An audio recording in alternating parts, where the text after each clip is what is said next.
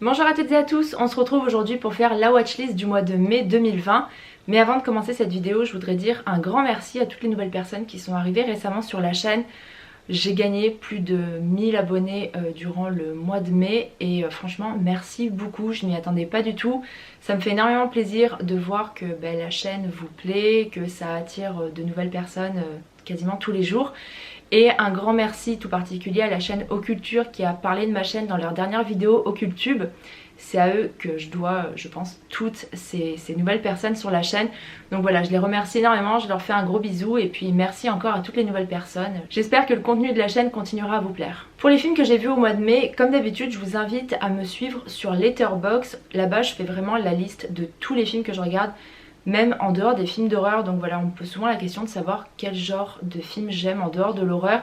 Sur Letterboxd, vous allez voir absolument tous les films que j'ai regardés. Je mets tous les jours en fait le film que je regarde. Donc vous avez mon planning de films depuis le mois de mars, il me semble que je suis dessus. Donc voilà, si ça vous intéresse, si vous avez envie de vous inspirer de ce que je peux regarder, je vous invite à me rejoindre dessus. Pour ce qui est des films d'horreur, à la fin du mois d'avril, j'avais revu le film Scream, qui est un film que j'adore, si ce n'est un de mes films préférés d'horreur en tout cas. Donc au mois de mai, forcément j'ai regardé Scream 2, Scream 3 et Scream 4 que j'avais également déjà vu plusieurs fois, que j'aime énormément, surtout Scream 2. Le 3 et le 4, je pense que je les avais très peu vus par rapport au premier et au deuxième. Je les aime beaucoup aussi, mais c'est vrai que j'adore les deux premiers Scream. Après voilà, je vais pas m'étendre une fois de plus sur le sujet. Je pense que je vous en ai déjà parlé suffisamment dans plusieurs autres vidéos. Tout le monde connaît Scream. Si c'est pas le cas, regardez absolument cette saga. Les 4 films sont disponibles sur Netflix. Donc voilà, je pense que pour Scream, j'en ai déjà fait le tour. Mais c'est vraiment une saga dont je me lasse absolument pas, que j'ai découvert du coup quand j'étais au lycée. Et donc c'était il y a extrêmement longtemps. Mais depuis, voilà, c'est typiquement le genre de film que je regarde très régulièrement. Ensuite, sur la plateforme Shadows, j'ai découvert le film Mercy Black, qui est une exclusivité Blumhouse. Donc il est ni sorti au ciné, ni en DVD Blu-ray. J'ai beaucoup aimé ce film, j'ai vraiment apprécié l'histoire, la réalisation. J'ai été un tout petit peu déçue par la fin. Disons que la fin m'a laissé plutôt mitigée par rapport au reste de l'histoire. Le film s'inspire des creepypastas, donc pour ceux qui ne connaissent pas, ce sont des sortes de légendes urbaines mais qui ont été créées sur internet. Donc voilà, où on crée complètement un personnage, on va faire des photomontages, etc. pour essayer de prouver son existence. L'exemple le plus connu, c'est Slenderman. Alors personnellement, je ne m'y connais absolument pas en creepypasta. C'est vraiment pas un domaine où j'y connais grand chose. Je m'y suis jamais trop intéressée, alors qu'à mon avis, il doit sûrement y avoir des histoires hyper cool.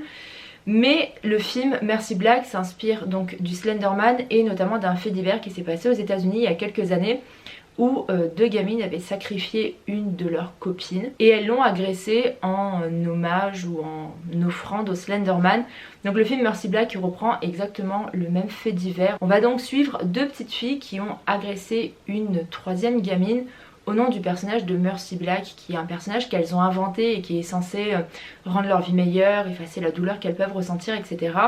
Au bout de 15 ans, une des deux sort de l'hôpital psychiatrique, elle essaye de reprendre une vie normale, mais elle se rend compte assez rapidement que le personnage qu'elle avait inventé quand elle était gamine est peut-être bien réel, et donc elle va essayer de mener l'enquête pour en savoir un petit peu plus. Alors comme je vous disais, le film dans sa globalité, je l'ai bien aimé, je trouvais qu'il était intéressant, il n'y avait pas de jumpscare trop artificiel, j'ai bien aimé les choix d'acteurs, mais par contre, ouais, la fin, je suis vraiment mitigée parce que je trouve qu'elle tombe dans des travers qui sont peut-être un petit peu trop faciles et je trouve que c'est dommage parce que le film était plutôt original, mais la fin elle est peut-être trop classique, trop attendue et j'ai trouvé ça vraiment dommage. Mais après le film il mérite quand même le coup d'œil, si vous avez envie de le voir, c'est sur Shadows. Ensuite j'ai regardé le film The Farm qui est sorti assez récemment, dont j'avais plusieurs fois entendu parler. Malheureusement c'est un film que je n'ai pas du tout aimé. On suit un couple qui part en week-end en voiture au fin fond des États-Unis. Ils vont pas tarder forcément à se faire kidnapper par des espèces de rednecks. Et ces personnes-là ont une espèce de ferme d'élevage, mais d'humains. Donc c'est un film assez gore, qui propose des scènes un peu de torture porn, etc. Mais déjà j'ai trouvé que les personnages, ils étaient hyper mauvais, je les ai trouvés exécrables. Du coup j'avais pas du tout envie de savoir s'ils allaient s'en sortir ou pas. Vraiment j'en avais rien à cirer de savoir ce qui allait leur arriver, et c'est hyper dommage dans un film d'horreur quand on n'a pas du tout envie de soutenir les héros et que on se fiche un petit peu de leur sort. En plus de ça, je sais pas quel message le film voulait nous faire passer, si c'était soit un film antispécisme pour montrer voilà l'ironie de la situation, au lieu d'avoir des élevages d'animaux, on nous montre des élevages d'humains. Je ne sais pas si c'était le message que le film essayait de nous faire passer, mais même moi en tant que personne qui ne mange pas de viande, je me suis pas sentie forcément impliquée dans cette histoire-là, même peut-être au niveau ironique de l'histoire. Je suis vraiment passée à côté, ou alors peut-être que le film n'a absolument pas de message et avait juste envie de nous proposer une histoire de cannibale qui fait de l'élevage d'humains tout simplement. Ensuite j'ai regardé le film Celle qui a tous les dons, donc le mois précédent je vous en avais parlé vaguement parce que j'avais commencé à lire le livre dont est inspiré ce film. J'ai fini le bouquin que j'ai énormément aimé, je l'ai trouvé vraiment captivant, vraiment intriguant, je l'ai lu quasiment d'une traite. Et l'adaptation cinématographique, elle est plutôt bien, même si ça survole quand même pas mal d'éléments parce que c'est hyper dur de développer tout un roman où la psychologie des personnages est vachement approfondie. C'est dur de développer ça sur un film même qui dure 1h50 ou 2h.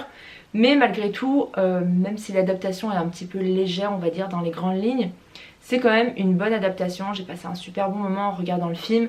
Il y a quelques changements qui ont été apportés par rapport à l'histoire d'origine, par rapport aux personnages, au physique des personnages, etc. Mais c'était pas gênant. Après, je comprends pas forcément les choix de changement de personnages, mais ça m'a pas gâché du tout le film, j'ai passé un bon moment en le regardant. C'était assez rigolo voilà, de voir des personnages que j'avais suivis dans un roman, de les voir prendre vie sur un écran, je trouve ça toujours cool. Même s'ils ne correspondaient pas forcément à l'image que je m'étais fait d'eux. En tout cas, que ce soit le film ou le livre, je vous les recommande chaudement. Ensuite j'ai revu le film Get Out de Jordan Peele. C'est un film que j'ai vu déjà je sais pas combien de fois, je l'ai vu je sais pas, peut-être pas une dizaine de fois mais pas loin. C'est vraiment le genre de film où parfois le soir je sais pas quoi regarder et je me dis je vais regarder une valeur sûre, et du coup la dernière fois c'était Get Out parce que ça faisait quand même un petit moment que je l'avais pas vu et j'avais vraiment envie de le revoir. Si vous ne l'avez pas vu, je vous le recommande, il est dispo sur Netflix. Et ce que j'adore avec ce genre de film, c'est que c'est typiquement le genre d'histoire où plus on le voit et plus certaines scènes prennent du sens en fait. Sur le coup, la première fois qu'on le regarde, il y a certaines scènes qui peuvent paraître un petit peu bizarres ou certains dialogues. Et au final, une fois que vous avez vu plusieurs fois le film, que vous connaissez bien l'histoire, le déroulement, le twist final, etc. il y a certaines scènes où vous vous dites ok, je comprends pourquoi tel personnage dit tel dialogue ou réagit de telle façon. C'est vraiment plein de petits éléments qui vont vous amener à la fin du film et je trouve ça vraiment brillant. Et vraiment, j'adore le genre de film où à chaque fois que vous le voyez, vous avez l'impression de le redécouvrir parce qu'il y a un élément en plus qui va s'ajouter à chaque fois à votre lecture. Ensuite, j'ai vu le film Rings qui est dispo sur Prime Video, qui était dans mes suggestions. Je ne l'avais pas vu au cinéma quand il est sorti parce que ça ne me tentait absolument pas. Je crois que j'avais vu la bande-annonce et je sentais la catastrophe venir. Ça a pas raté. Je l'ai regardé vraiment parce qu'il était dans mes suggestions et que je suis surtout beaucoup trop curieuse. C'est vraiment mauvais. C'est vraiment nul. Ne regardez pas ce film.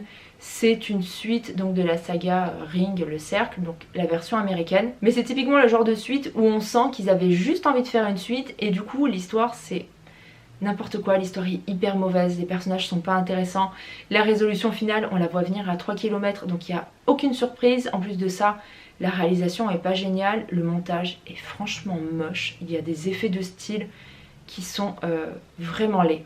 Vraiment laids, franchement je sais pas si ça a voulu être ingénieux ou quoi que ce soit, mais c'est franchement raté.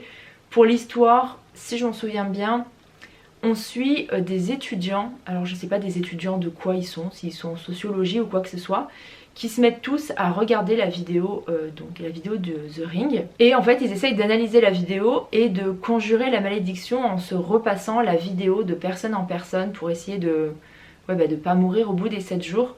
Sauf que forcément il y a un moment où il y a un couac et où ils s'en sortent plus. Et un personnage va essayer de mener l'enquête, de revenir aux origines de la vidéo.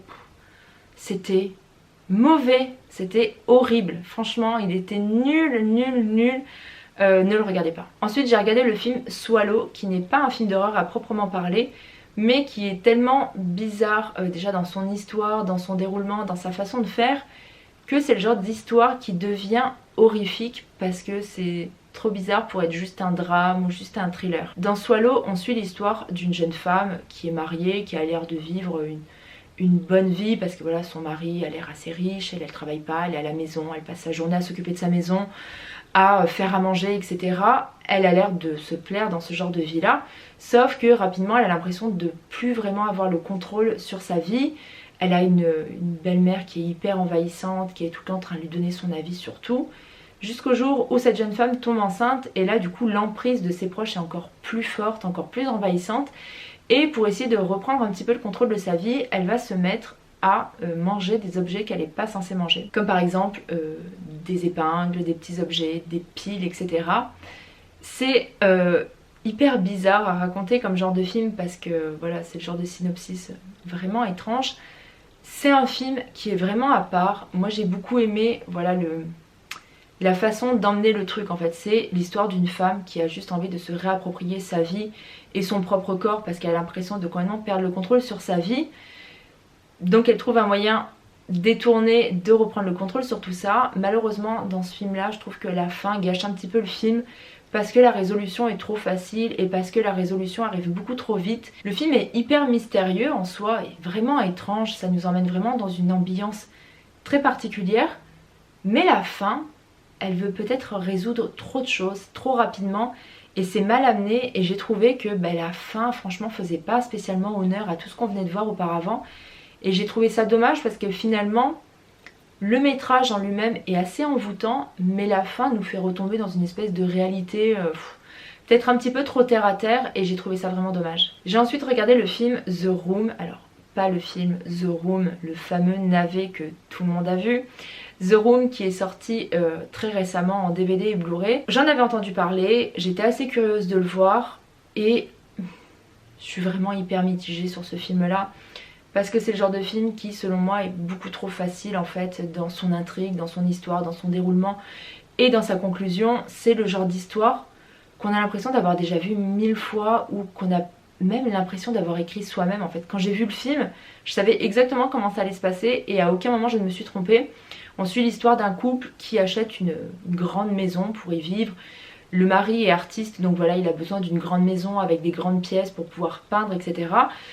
Au moment où ils font les travaux, ils se rendent compte qu'il y a une pièce secrète à l'intérieur de la maison. Ils arrivent à y avoir accès et en fait ils se rendent compte que dans cette pièce, tous vos souhaits se réalisent. Donc au début ils s'en servent de façon hyper ludique, ils s'en servent pour faire la fête en fait, ils demandent des diamants, du champagne, des billets, des tenues de soirée etc. Donc c'est hyper sympa mais on se doute très rapidement qu'à un moment ils vont commencer à demander des trucs de plus en plus complexe et de plus en plus malsain aussi d'une certaine façon. Donc on se doute assez rapidement ce qu'ils vont demander à avoir dans cette fameuse pièce magique et on se doute aussi très facilement de comment ça va se terminer.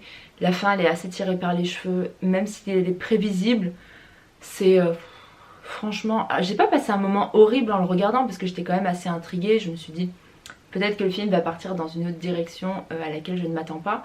Sauf que non, le film est beaucoup trop prévisible. C'est le genre de scénario en fait trop posé, trop pépère, qui cherche pas à creuser ou à aboutir une vraie idée. Et j'ai trouvé ça franchement dommage parce que je pense que ça aurait pu être vraiment meilleur.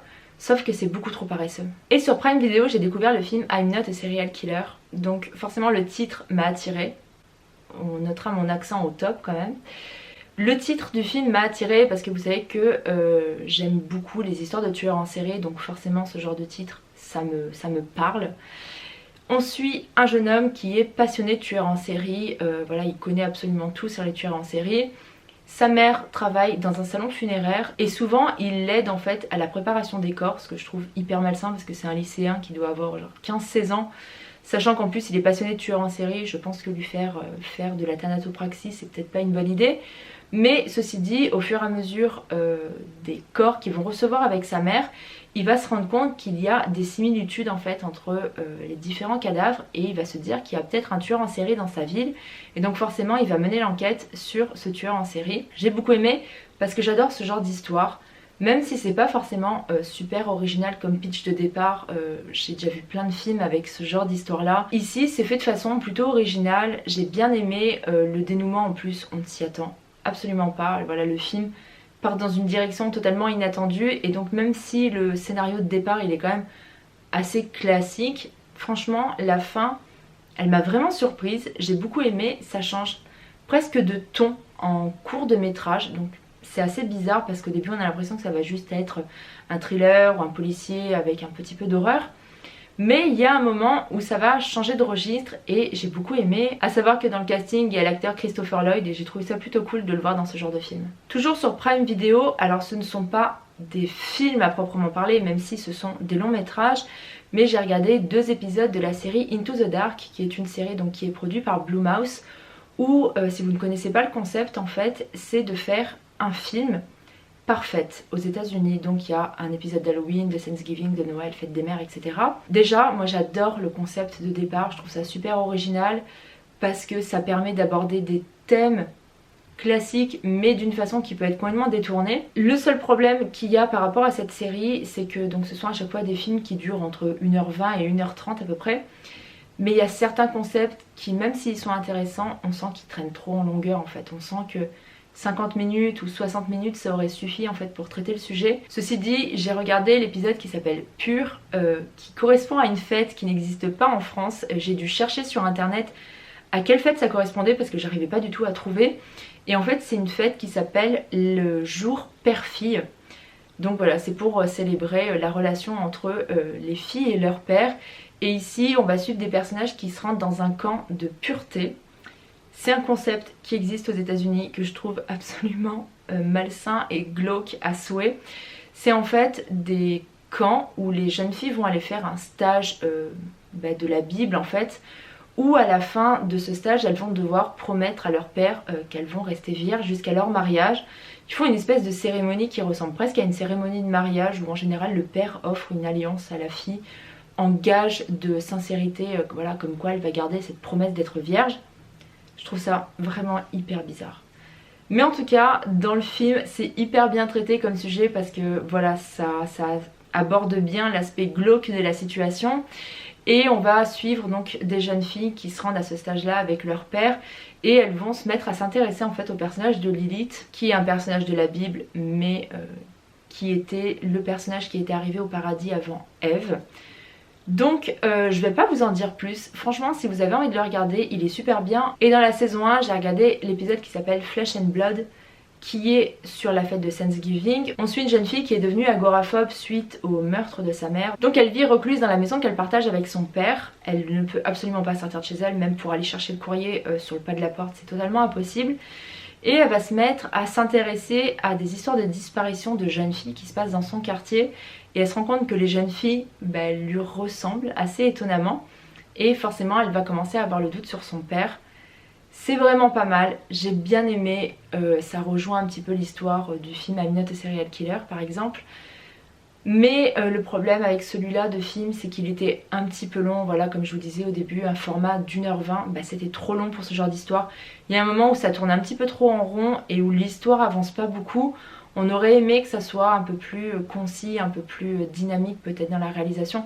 Mais en tout cas, ça reste quand même un bon épisode. Pour ce qui est des séries télé, j'ai donc regardé les saisons 1, 2 et 3 de Slasher. J'avais commencé à regarder fin avril, il me semble que j'avais vu que 2 épisodes quand j'avais fait la watchlist. Donc j'ai tout regardé d'une traite. Je pense que j'ai quasiment tout regardé en peut-être 2 semaines, quelque chose comme ça. Ça se regarde hyper vite parce que c'est 3 saisons qui font 8 épisodes chacune de 50 minutes et c'est super haletant en fait comme rythme. On a tout de suite envie d'aller jusqu'à la fin, de connaître le dénouement, de savoir qui est le tueur, de savoir si on avait raison dans nos suppositions. Moi j'ai beaucoup aimé, alors je pense que c'est une série qui plaît pas forcément à tout le monde parce que c'est peut-être un petit peu facile, il y a des fois où on devine quand même assez rapidement l'identité du tueur. Mais moi ça me gêne pas, je trouve que c'est une bonne représentation du genre slasher tout simplement. Chaque saison aborde une histoire différente et l'aborde de façon différente je trouve. Dans la saison 1 on suit une jeune femme qui revient dans la maison dans laquelle elle est née et dans laquelle ses parents se sont fait assassiner le soir d'Halloween. Elle décide de faire un peu table rase du passé et de revenir malgré tout dans cette maison. Sauf qu'au moment où elle revient, il y a un nouveau tueur dans la ville et donc elle va devoir mener l'enquête pour savoir qui est ce fameux tueur. Dans la saison 2 on suit un groupe d'amis qui part passer un week-end dans un chalet à la montagne pour essayer de cacher les preuves d'un crime qu'ils ont commis quelques années plus tôt. Sauf que quelqu'un s'est rendu compte de leur secret avant eux et du coup va les mettre face à leurs péchés. Et dans la saison 3, on suit la vie des habitants d'un immeuble qui ont été témoins un an plus tôt d'un meurtre vraiment glauque dans leur quartier où personne en fait n'est intervenu pour arrêter ce crime. Et donc 1 an plus tard, il y a un nouveau tueur qui arrive et qui va les punir de n'avoir rien fait. Si je devais choisir une saison préférée, ça serait peut-être la deuxième. J'ai bien aimé l'ambiance chalet isolé à la montagne, sous la neige, ou même si ça reste classique parce que forcément hyper rapidement les personnages ne vont plus avoir de moyens de communication avec l'extérieur, ils vont plus avoir d'essence dans les voitures, dans les motoneiges, etc. Mais j'ai bien aimé l'ambiance qu'il y avait, ça m'a plu, je me suis doutée très rapidement de l'identité du tueur, mais ça m'a pas du tout gâché la saison parce que je savais pas si j'avais raison. Dans cette saison il y a beaucoup de flashbacks pour savoir pourquoi les personnages avaient commis un meurtre. Et j'ai bien aimé la façon dont c'était amené parce que au fur et à mesure on en apprend de plus en plus sur chacun, les personnages qu'on croit être sympas, au final on se rend compte qu'ils sont pas si sympas que ça. J'ai trouvé que c'était bien traité, c'était assez intéressant, intriguant, mais dans l'ensemble je pense que j'aime bien les 3 saisons. Et pour la petite anecdote, je pense qu'il faut quand même que je vous le raconte, c'est que quand j'ai regardé la saison 3, je n'avais pas les épisodes dans le bon ordre et je ne m'en suis pas rendu compte. Donc j'ai regardé ce que je pensais être les 2 premiers épisodes de la saison et en fait heureusement que je débriefe les épisodes avec un copain parce que quand je lui ai raconté que j'avais commencé la saison et qu'il s'était passé ça et ça dans les épisodes, il me dit mais c'est pas du tout le début de la saison ça. Et je lui dis mais c'est impossible que je me sois trompée en regardant les épisodes. Et en fait on s'est rendu compte que j'avais regardé en premier l'épisode 5 et en deuxième l'épisode 3. Franchement c'est la première fois que ça m'arrive un truc comme ça. Et en plus je me disais c'est bizarre, la chronologie des épisodes elle me paraît quand même un petit peu bizarre. On connaît pas les personnages et direct ils se font tuer. On n'a pas eu le temps de les connaître, de s'attacher à eux ni quoi que ce soit. Et en fait voilà, tout simplement parce que je les ai pas regardés dans le bon ordre. Donc voilà. Franchement c'est la première fois que ça m'arrive et c'était complètement bizarre. Pour ce qui est des bouquins en style horrifique, donc je n'ai que lu le livre Celle qui a tous les dons, donc je vous en ai parlé au cours de la vidéo. Voilà, c'est une lecture que j'ai beaucoup aimée. Il y a un tome 2 qui s'appelle La part du monstre qui, d'après ce que j'ai compris, se passe en même temps en fait que l'histoire de Celle qui a tous les dons. C'est pas une suite, c'est pas une préquelle, ça se passe vraiment en parallèle. Donc je pense que je le lirai assez prochainement, j'avais pas envie de l'enchaîner tout de suite.